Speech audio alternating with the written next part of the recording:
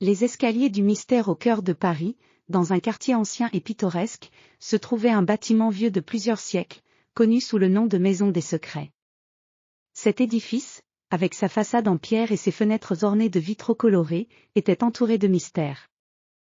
Mais ce qui fascinait le plus les habitants du quartier était l'escalier caché à l'intérieur du bâtiment. L'escalier, connu sous le nom des « escaliers du mystère », était réputé pour ses caractéristiques étranges et inexplicables. Il était situé au fond d'un long couloir étroit, à peine visible pour ceux qui entraient dans la maison. Les marches étaient en bois sombre et usé, chacune gravée de motifs élaborés qui semblaient raconter des histoires anciennes. Le balustre était fait d'un fer forgé finement travaillé, orné de motifs de feu et d'eau qui étincelaient au moindre rayon de lumière. Les habitants disaient que l'escalier était magique, capable de transporter quiconque le montait vers des lieux fantastiques et mystérieux. Selon la légende, il n'y avait pas de fin définie à cet escalier, il semblait se plier et se contorsionner, menant ceux qui avaient le courage de l'escalader vers des dimensions inconnues.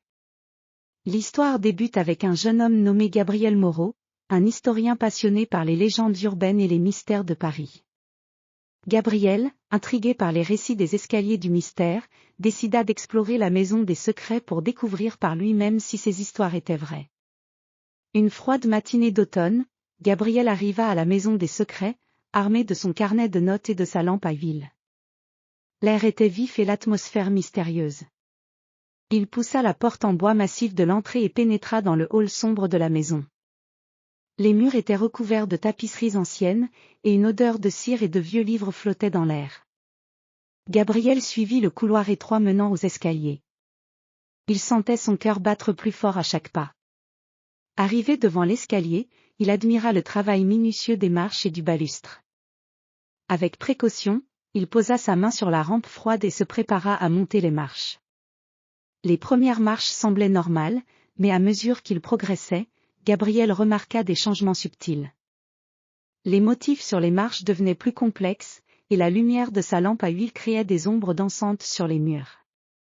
L'escalier semblait se déformer et se tordre comme un serpent, chaque tournant le menant dans une direction différente. Après avoir gravi plusieurs étages, Gabriel arriva dans un palier étrange, où le décor changeait radicalement. Les murs étaient recouverts de mosaïques scintillantes représentant des constellations et des créatures mythologiques. Un grand miroir en argent se trouvait au centre de la pièce, reflétant les images des étoiles et des créatures. Gabriel s'approcha du miroir et vit une scène magnifique, une forêt enchantée baignée de lumière dorée, avec des arbres gigantesques au feuillage argenté. Soudain, il sentit un courant d'air frais, et le miroir commença à s'ouvrir comme une porte. Gabriel, sa curiosité piquée au vif, traversa le miroir et se retrouva dans un autre monde. Devant lui se tenait une forêt dense, baignée dans une lumière magique. Les arbres murmuraient doucement et des créatures fantastiques se déplaçaient parmi les branches. Gabriel marcha prudemment, chaque pas l'emmenant plus profondément dans cette forêt mystérieuse.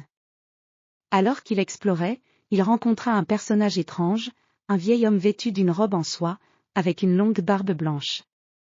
L'homme se présenta comme le gardien des escaliers et expliqua à Gabriel que cet endroit était un passage entre les mondes, accessible uniquement à ceux qui cherchaient la vérité et la connaissance. Le gardien révéla que les escaliers du mystère étaient un chemin vers la découverte intérieure, une quête pour comprendre les mystères de l'univers et de soi-même.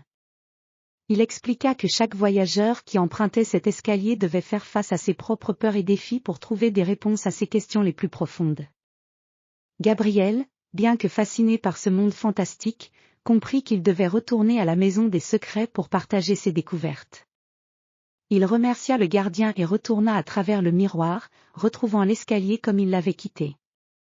Il descendit prudemment les marches, se remémorant les révélations qu'il avait reçues et les merveilles qu'il avait vues. En sortant de la maison des secrets, Gabriel se sentait changé. Les mystères des escaliers du mystère lui avaient offert plus qu'une simple aventure, ils lui avaient donné une nouvelle perspective sur la vie et les mystères qu'elle renferme. De retour dans Paris, il partagea son expérience avec le monde, laissant derrière lui une légende nouvelle, ajoutée à celle qui entourait le Palais des Merveilles. Les escaliers du mystère restèrent un symbole d'exploration et de découverte, un rappel que les vérités les plus profondes se trouvent souvent en empruntant les chemins les plus inattendus.